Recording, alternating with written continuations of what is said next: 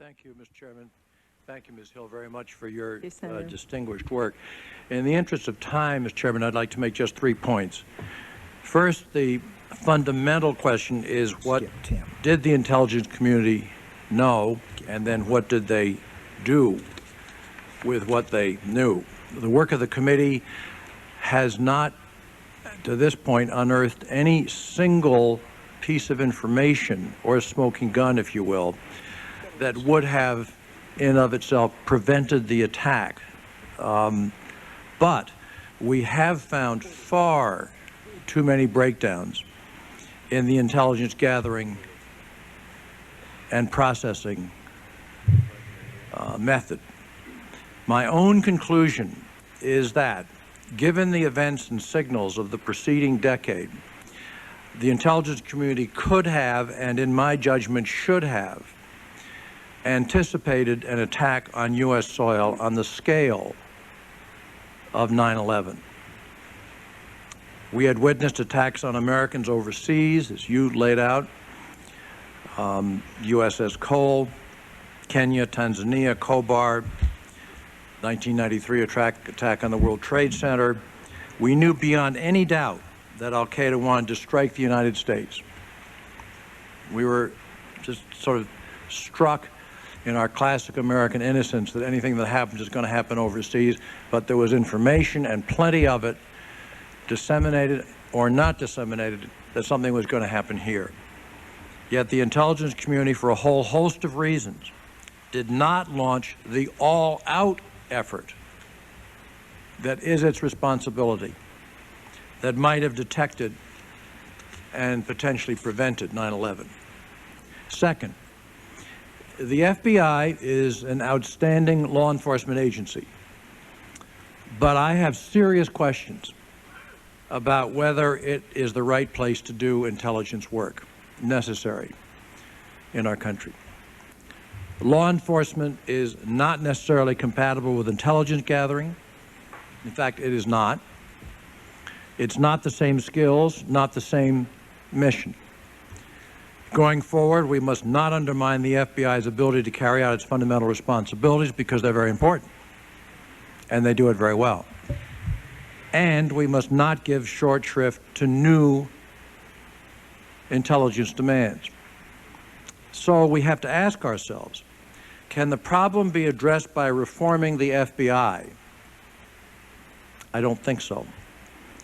Or is this a case where we need to find a wholly different solution? This is a tough question, obviously, which I hope this committee will be tackling in the coming months, and it leads me to my final point.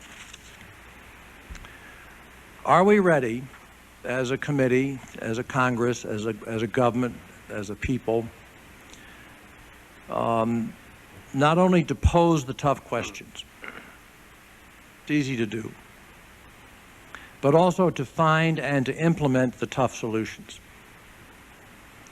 It is clear to all of us that we must make serious changes in how we gather, process, and react to intelligence in this country. Our existing agencies came into being in the Cold War. That's fine. That structure no longer matches the threat that we face. Lines of authority are, in my judgment, blurred intentionally for the sake of turf, for the sake of all kinds of things which in some cases have justification, in many cases do not. The whole process leading up to today has been an interesting example of how difficult it is to get, on a very common purpose, to get people to agree on some relatively simple things. So lines of authority are blurred, information gets lost, and the mission is unfocused. The intelligence mission is unfocused. It might best be described as trying to do everything and in the process doing little well. Far-reaching change isn't just a goal, it's a necessity. Unfortunately, it's a very controversial and very uncomfortable necessity. It's something that they don't want to do here in Congress, they don't want to do at the White House, they don't want to do at the Defense Department, they don't want to do in the non-defense intelligence aspect of but we carry on in this country. But are we going to find the political will to create an intelligence system that works? Or are we going to say that this is going to be politically impractical or probably not doable, and therefore cut our goal by 50% and then get leverage down from there? So are we, as a committee, in which we have our own differences and our own conflicts, as a Congress where the same exists, and as a government where the same exists, in the Intelligence Committee where the same exists, do we have the political will and the strength and the determination to do the job right? Nothing else counts. Thank you, Mr. Chairman.